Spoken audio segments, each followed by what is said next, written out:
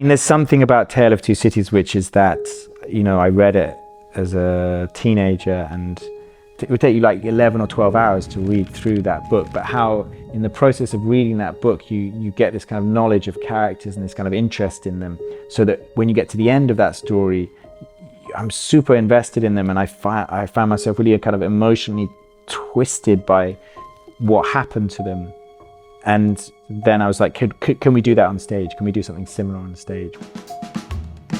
There's something about the difficulty of putting Dickens on stage. Yeah, the way he tells stories and the way these kind of famous Dickensian coincidences interweave and overlap. And so there's a challenge there which I feel drawn to.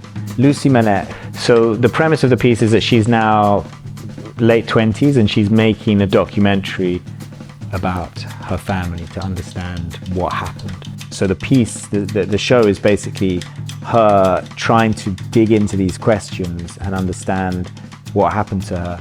But in the process of her doing that, what we're really watching is a family dynamic and dysfunctionality and the usual, no, not the usual. It's not the usual. Well, yeah, it's still essentially a piece of theatre, and words and this idea of storytelling are that's the main thing, and then the movement and the cameras and these other elements are kind of hooked onto that.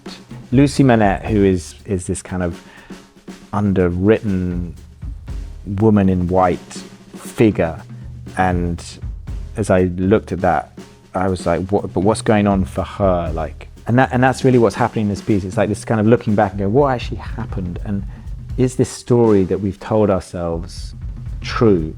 Did it really happen?